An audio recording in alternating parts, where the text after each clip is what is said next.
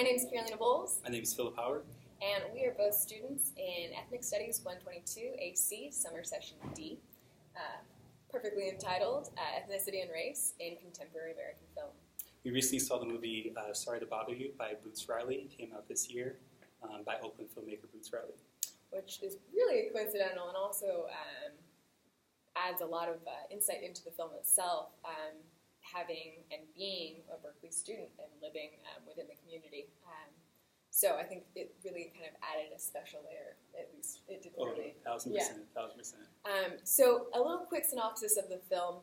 It's essentially about a man who goes looking for work, finds an unlikely position at an unlikely telemarketing corporation, and it's centered in reality, but it's also very surrealist in nature.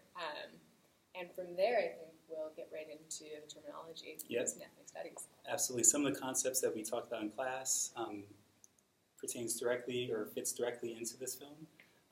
Racial liberalism is the concept that really embodies the film in its entirety. Racial liberalism is the rules and policies that set from the state, from the government, that ingratiates or integrates minorities into the social sphere. At the same time, it destroys the culture of these minorities. And going off of that, where we see this specifically start, I guess, in the film, is within the first few scenes of him actually walking into the building of this telemarketing corporation.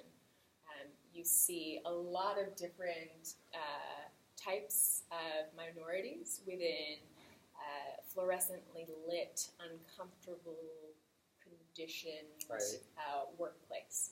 But it's not something that you would necessarily question at first glance, which I think is so beautifully done cinematically. But then you also are shown a golden elevator door, which also kind of represents, going back to racial liberalism, this hierarchy within a much bigger apparatus working at large. Yeah, and Patricia Collins talks about it the best when she talks about the matrix of domination, this kind of either-or ideology which separates the wealthy, elite, white social groups from the minority groups. And this is shown in the film where the Worry-Free Corporation is primarily white males, or even white females, but even white females are objectified. They're not really shown their intelligence, but they're more really just sex objects upstairs. What I think is really cool going off of this again is even our protagonist's name, Cassius. Yeah. His name is Cash. He is exactly that. All he is worth, or all he is seen within the dominant white narrative, is capital. Right.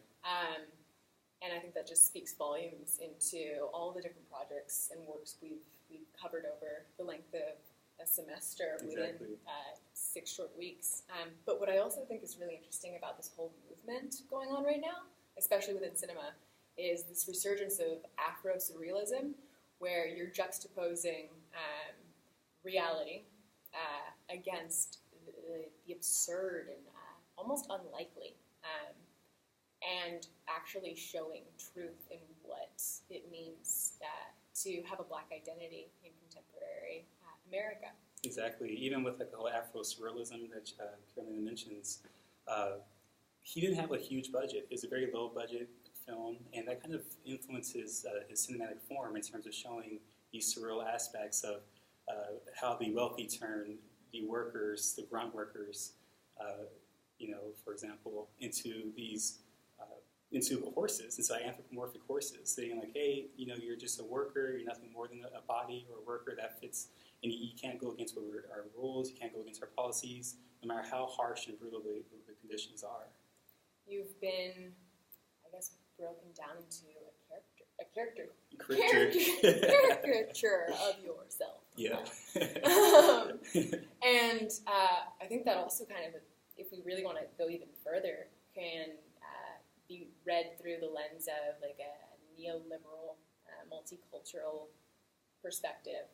If you were to go the next step of are we profiting off of brown bodies, and how are we doing that, especially within the cinematic apparatus? Yeah.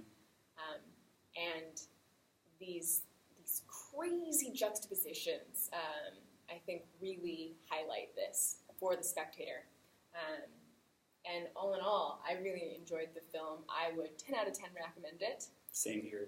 Same here. And we really hope that you have appreciated and enjoyed our extra credit. Thank you so much. Take care.